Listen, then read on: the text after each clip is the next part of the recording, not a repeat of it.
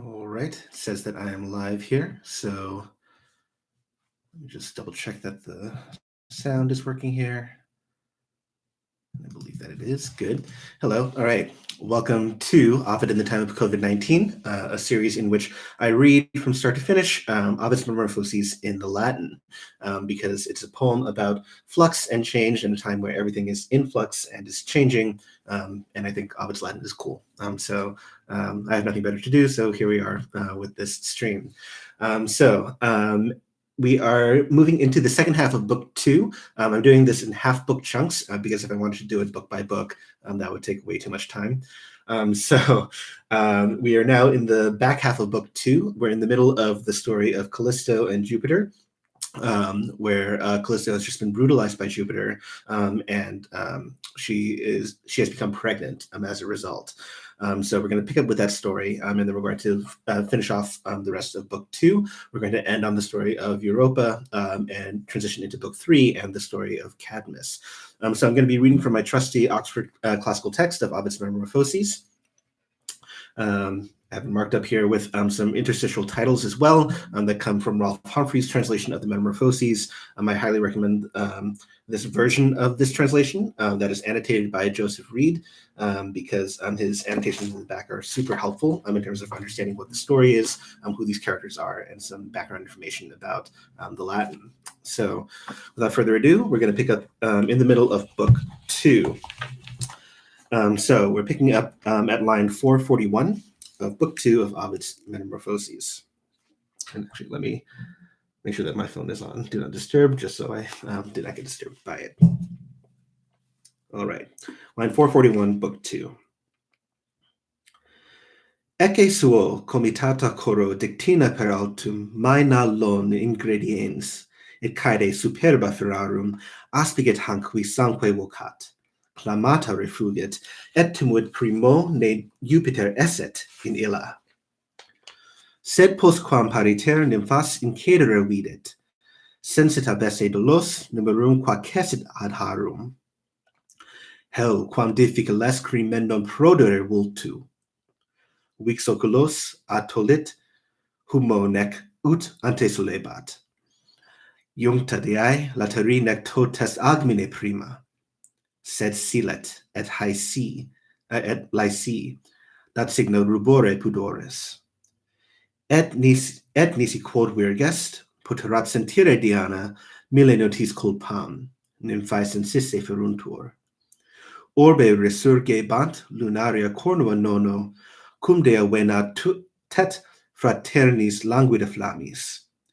Nacta nemus gelidum de quocum murmure labens ibat et atri tasver sabat rivus harenas.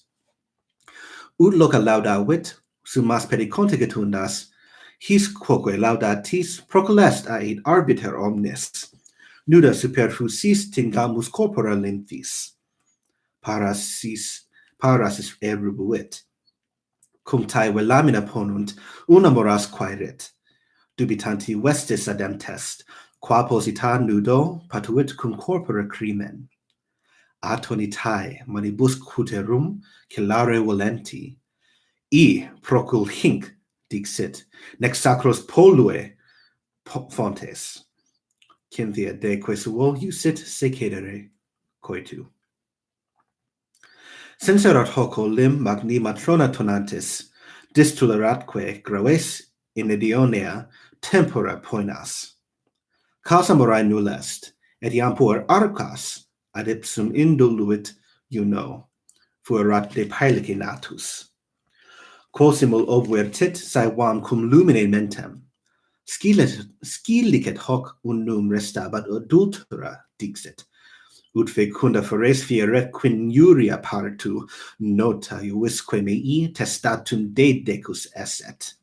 Haud impune feres, ad imam tibi namque figuram, qua tibi quaque places nostro importuna marito. Dixit et adversa, prensis affrontica pilis, stravitumi pronam, tendebat brachia suplex, brachia coiperunt nigris horrescere vilis, curva rique manus, et aduncos crescere ungues. Officioque pedum fungi laudataque quondam ora Jovi latofieri deformia rictu. Neve preces animos et verba precantia flectant, posse loqui repitur, voxi racunda minaxque plenaque terroris racode guture fertur. Mens antiqua tamen, facta quoque mansit in ursa, acido voques suosque me tu testata dolores, quales cumque manus ad caelet sidera tolet ingratumque ovem, neque acum dicere sentit. Aquotien sola non alsa quiescere silva. Ante domum quondamque suis erabit in agris, aquotiens per saxa canum latratibus actest, ven natrixque metu, ven nantum terita fugit. Saepe feris latuit visis oblita quid esset. Ursaque conspectos in montibus horruit ursos, per timuitque lupos, quam vis pater esset in illis. Ecce Lycaoniae proles ignara parentis Arcas adest, ter quinque fere natalibus actis.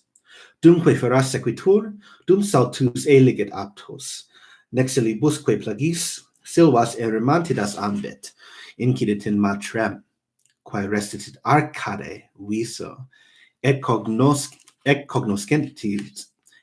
cognoscentis similis fuit, ille refugit, immotos coculos in sesine fine tenentem. Nescius extimuit proprius accederaventi. Vulnifico fuerat fixurus pectoratelo, arcuit omnipotens pariter quipsosque nefasque sustulit, et volucri raptus per inania vento imposuit, cae lo vicinaque sidera fecit. Intumuit uno postquam inter sidera pilex fulsit, et ad canam descendit in aequora tetin, ocia nunque sinem, quorum reverentia movet, saepe Deos, causamque viae scitantibus infit. Quaeritis aeteriis qua regina Deorum sedibus hic ad sim, pro me tenet altera caelum. Mentior obscurum nisi nox cum fecerit orbem, nuper honora tassumo mea vulnera caelo, videritis stellasi lic ubi circulus axem ultimus extremum spatioque brevissimus ambet. Est vero quisquam unonem laedere nolet offensamque tremat. Quae prosum sola nocendo? O ego quantum megii, quam vasta potentia nostrest, esse hominem vetui, factestea, sic ego poenas, sontibus impono, sic est mea magna potestas. Vindicit antiquam faciem vultusque ferinos detrahat, argolica, quod in ante foronide fecit. Cur non et pulsa, ducit unone medioque, conlocat, in talamo succurrumque Lycaona sumit? Atvo si laesae tangit contemptus alumnae, gurgite, cae ruleo, sed tem prohibite triones. Sidera quincae lums dupri mercede recepta, pellite, ne puro tingatur in aequore pilex. Dimaris ad nuerant, habilis Saturnia curu, ingreditur liquidum pavonibus aetera pictis. Tam nu per pictis caeso pavonibus argo, quantu nu per eras, cum candidus ante fuisses, corve loquax, subito nigrantis versus in alas. From here we move into the story of the raven.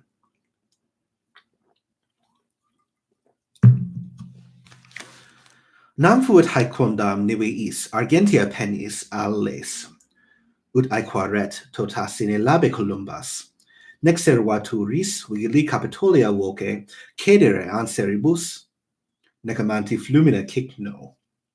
Lingua fuit damno, lingua faciente loquaci. qui color albus erat, nunc est contrarius albo. Pulcrior in tota quam la resaia coronis, non fuit haemonia.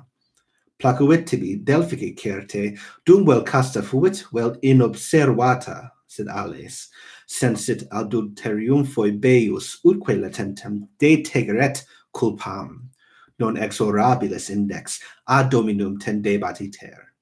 Quem garrula motis consequitur pennis, sciteturut omnia cornix, auditaque viae causa, non utile carpis inquit iter, ne sperne meae praesagia linguae.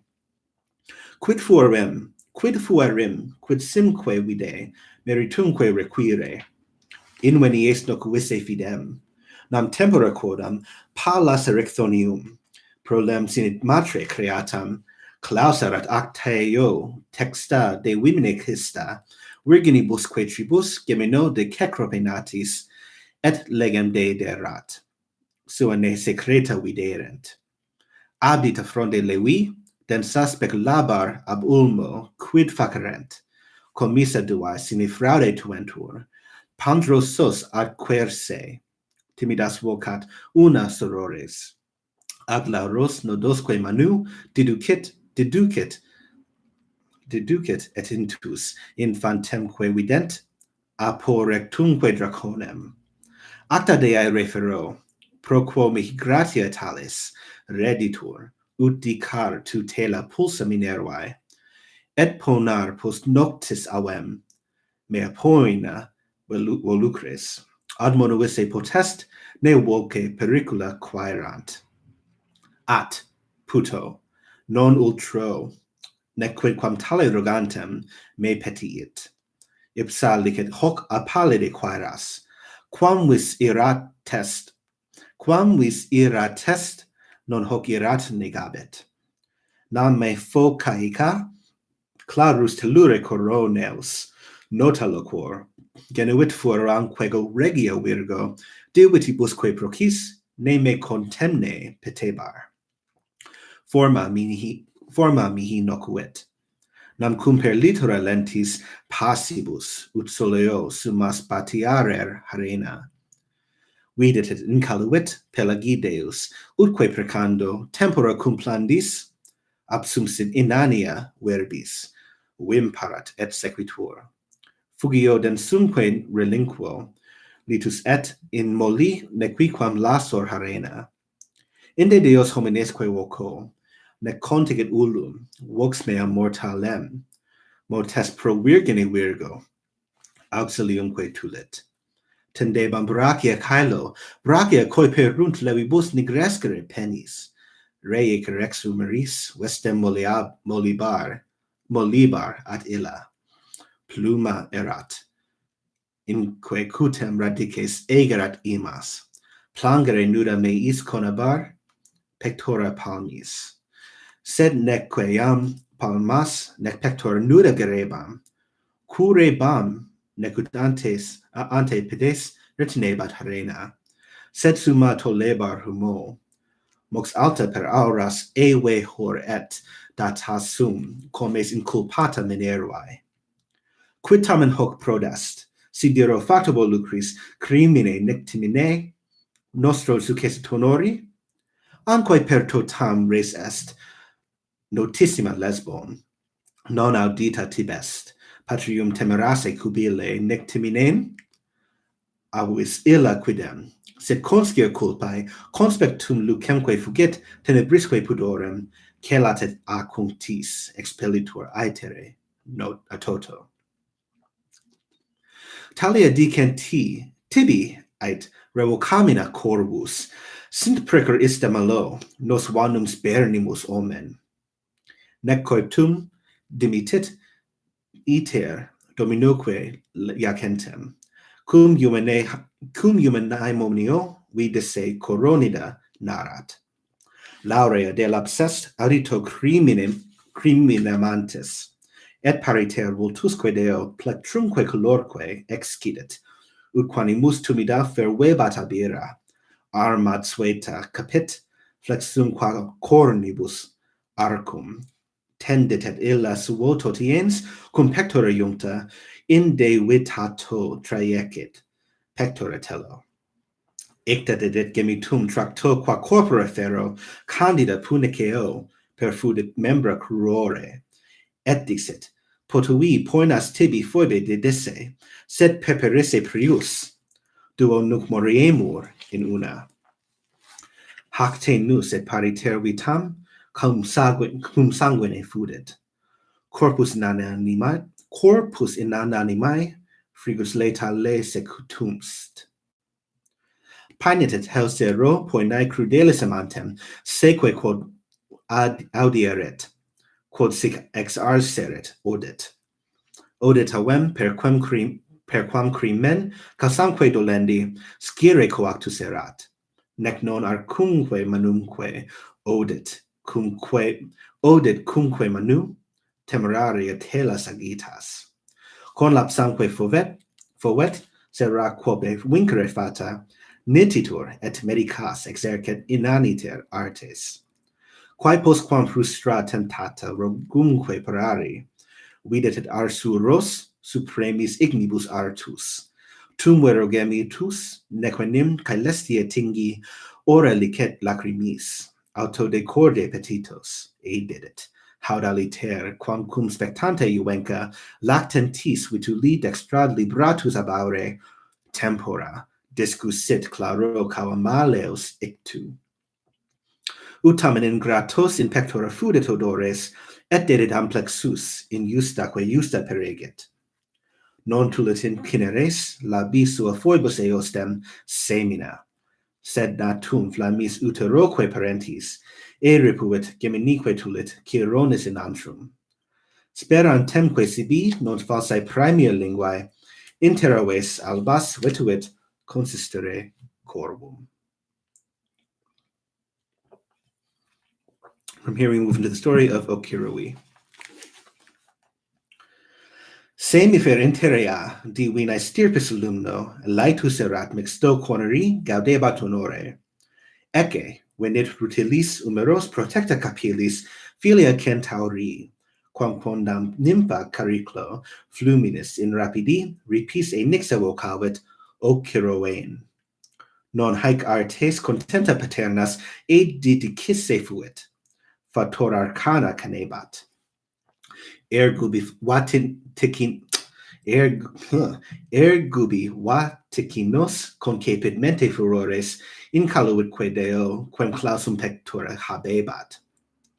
Aspicit infantem toto que salutifer orbi cresce puer, dixit, tibi se mortalia saepe corpora debe bunt, animas tibi redera ademptas fas erit, idque semel dis indignantibus ausus possedaroc iterum flamma prohibebe avita. Excuse me, so many illusions there. Eque deo corpus fies exsangue deusque, qui modo corpus eras, et bis tua fata novabis. Tu, quoque care pater, nunc immortalis et aevis omnibus ut maneas nascendi lege creatus. Posse mori cupies, tum cum cruciabere, dirae, sanguine serpentis per saucia membra recepto, te quexae terno, patientem numina mortis, efficient triplicesque deae tua filo resolvent. Restabat fatis aliquid, suspirat abimis pectoribus, lacrimae quegenis, labuntur abortae.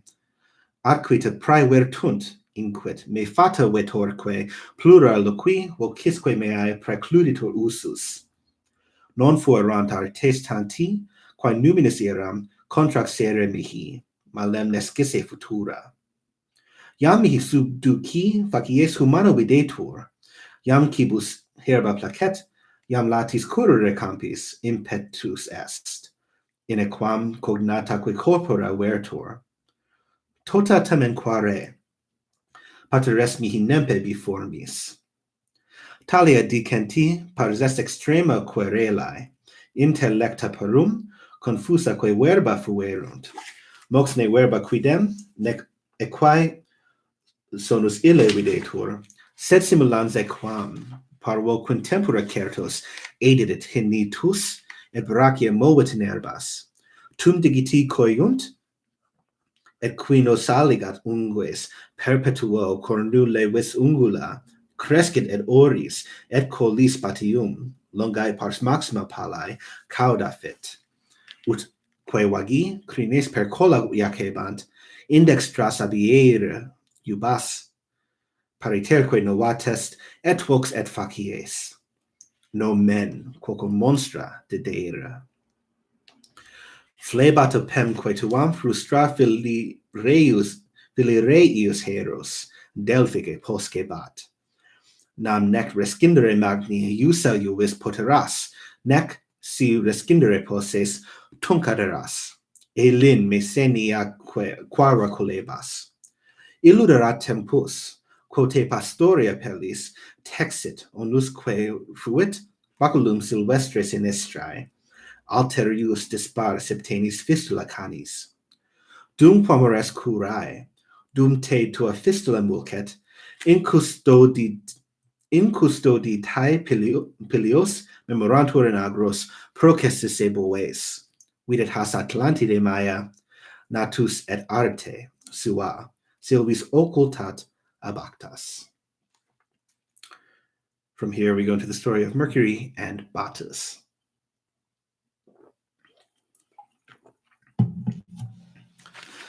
Senserat hoc virtum, ne monisi notus in illo rure senex, batum vicinia tota vocabant. Divitis hic saltus herbosaque pasqua ne lei, nobiliumque greges custo servabat equarum. Hunc tenuit blandaque manu seduxit in eli, quis est, hospes a it, si fort tarmenta requiret, haec aliquis, vidisse nega. Now gratia facto nulla rependatur, nitidam cape praemia vacam, et dedit, accepta voces, has re didit hospes. Tutus eas, lapis iste prius tua furta loquetur, et lapidem ostendit. Simulat Jove natus abire, moxerit et versa pariter cum voce figura, rustice, vi disti si quas hoc limite dixit, ire boves, feropem furtoque, silentia deme. Juncta suo pretium, dabitur tibi femina tauro. Ad senior post quest merces geminata, sub illis montibus inquit erunt, et erat sub montibus illis. Risit Atlantiades, et me mihi perfide prodis, risit Atlantiades, et me mihi perfide prodis, a it per juraque pectora vertit, indurum silicem, qui nunc quoque dicitur index, inque nihil merito vetus est, infamia saxo. From here, the story of Mercury, Herse, and Aglauros. Hinc se sustulerat paribus caducifer alis, municiosque volans agros gratamque minervae despectabat humum, culti quarbusta licei. Illa forte die castae de more puellae, vertice supposito, festas in pallados arces, pura corona tis, portabant sacra canistris. Inde re tentes, Deus aspicit alis iterque, non agit in rectum, sed in orbem curvat eundem. Ut volucris visis rapidissima milvus extis. Dum timet et densi circumstant sacra ministri flectitur in gerum, nec longius audet abire. Spemque sua motis qua vidus, circum volatalis. Sic super acteas agilis Cillenius arces inclinat cursus, et eas dem circinat auras. Quanto splendidior, quamque tercidera fulget Lucifer, et quanto quam Lucifer aurea foede, tanto virginibus praestantior omnibus Herse, iba terraque decus pompae comitumque suarum. Obstipuit formaio venatus et aetere pendens, non secus exercit, quamcum Balearica plumbum funda iacit. Volat illud et incandescit eundo, et quos non habuit, sub nubibus invenit ignis, vertit iter, cae loque petit terrena relicto, nec se dissimulat. Tantes fiducia formae, quae quam just est, curat tamen adiuat illam.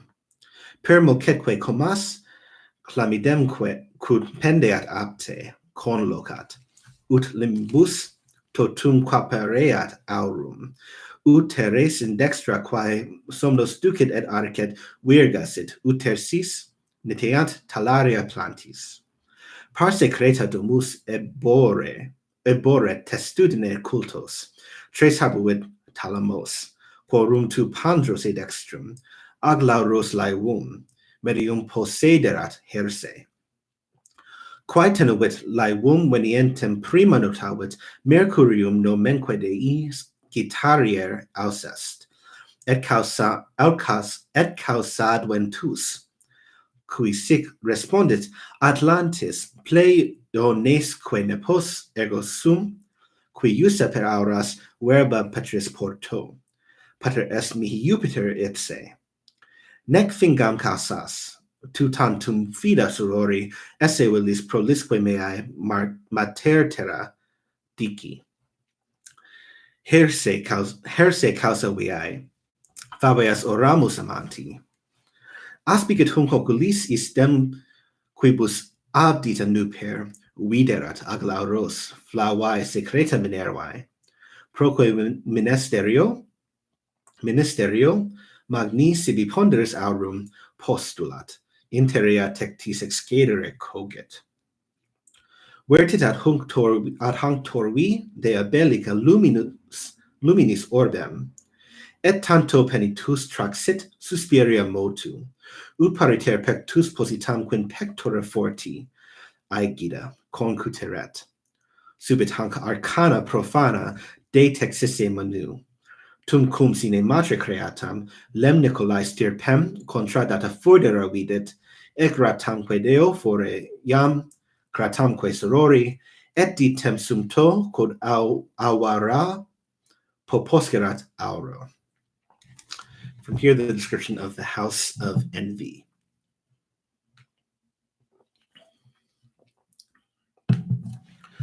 Protinus invidiae nigros qualentia tabo tecta petit.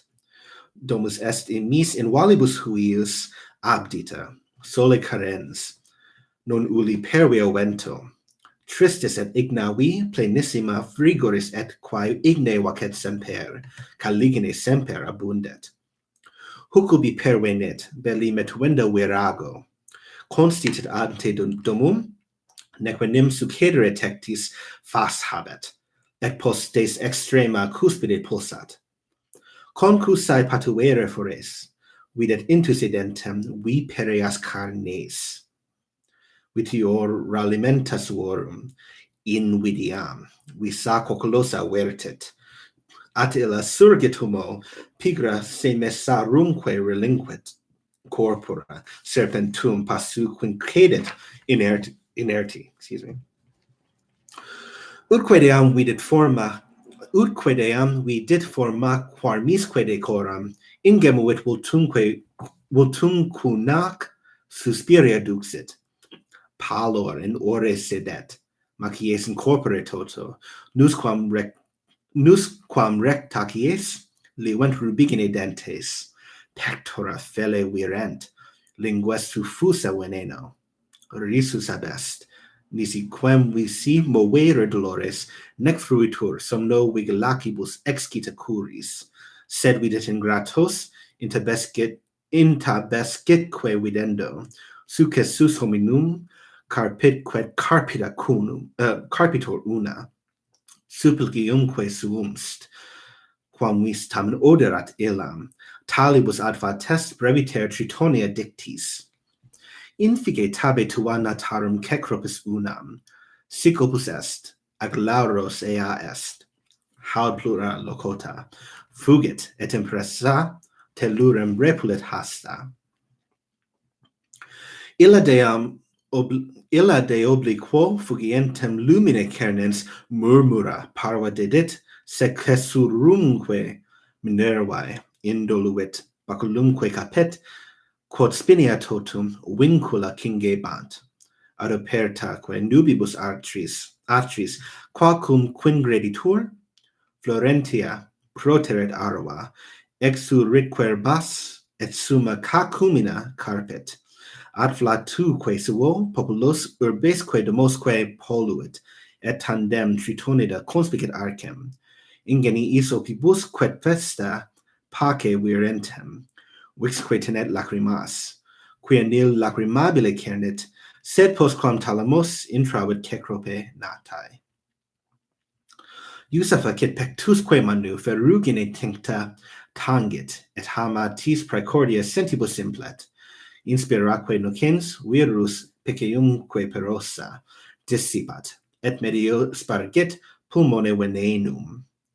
Neve mali calcae spatium per latius erant, germanantoculos fortunatumque sororis, conjugium pulcraque deum subimagine ponet, cunctaque magna facet, quibus in ritata dolore, cecropis occulto mordetur et anxia nocte, anxia luce gemit, lentaque miserrima tabe, liquitur. Uc laciesin certo sacia sole, felicisque bonis, nun lenius uritur herses. Quam cum spinosis ignis supponitur herbis, quae neque dant flammas lentoque tepura cremantur. Saepe mori voluit, ne quidquam tale videret, saepe velut crimen rigido narrare parenti, deni quinadver so, venientem limine sedet exclusura deum. Quiblandimenta precesque, verbaque iactanti mitissima decine, dixit. Hinc ego me non sum nisi te motura repulso. Stemus ait, pacto vel lux Cilenius isto, celestique fores virga pate fecit. At illi surgere conanti partes quascumque vit sedendo flectimur, igna va nequeunt, gravitate moveri. Illa quidem pugnat rectos sa tolere trunco, sed genuum junctura riget frigusque per ungues, labitur, et palent amiso sanguine venae. Utque malum late solet immedicabile cancer, serpere, et in laesas vitiatis adere partes, sic letalis iems palatin corpora venet, vitalesque vias, et respiramina clausit. Nec conata loquest, nec si conata fuiset, si vocis habebat iter, saxum iam cola tenebat, oraque duruerant, signum quec sangue sedebat. Nec lapis albus erat, sua mens infecerat illam. Hasubi verborum pornas mentisque profanae cepit Atlantiades, dictas a pallide terras, linquit, et ingreditur iactatis aetera pennis. From here we move into the story of Europa.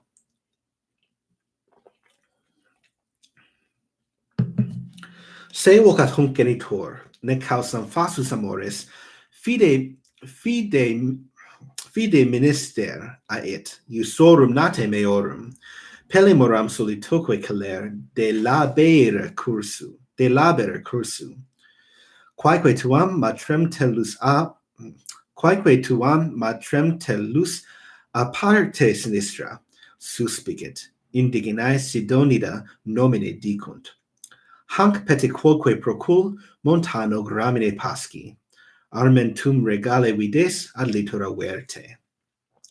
Dixit, et expulsi, iam dudum monte juvenci, litora iusa petunt. Ubi magnifilia regis ludere virginibus tiriis comitata solebat. Non bene conveniunt, nec in una sede morantur, majestas et amor, sceptri gravitate relicta, ille pater rectorque deum, qui dextra sulcis ignibus armat est, qui nutu concutit orbem. Induitur faciem tauri mixtusque juvencis, mugit, et in teneris formosus obambulat erbis.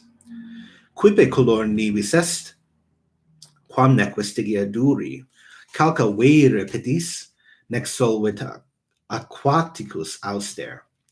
Collatoris extant armis palearia pendent. Cornua parva quidem, sed quae contendere possis facta manu, puraque magis per lucida gemma. Null in fronte minae, nec formidabile lumen. Pacem vultus habet. Miratur agenor enata, quod tam formosus, quod proelia nulla minetur. Sed quam vis mitem metuit, contingere primo, moxadet et flores, ad candida porigit ora. Gaudet amans, et dum veniat sperata voluptas, oscula dat manibus. Vix cetera differt. Et nunc ad ludit, viridi quec sultat in herba, nunc latus in fulvis, niveum deponet harenis. Pala timque metu, dempto modo pectora praebet, virginea plaudenda manu, modo cornua certis impedienda novis.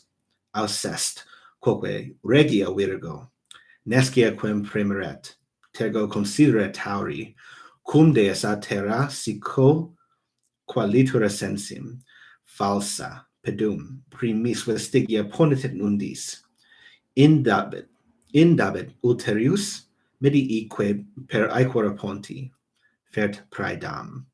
Pavet haec litus quab lata relictum respicit et dextra cornum tenet, altera dorso impositest. Tribulais nuantur flamine vestes. So we end on the note of the abduction of Europa, and then we're going to pick up in Thebes in Book 3 of Ovid's Metamorphoses tomorrow. Thank you guys for joining in. See you then.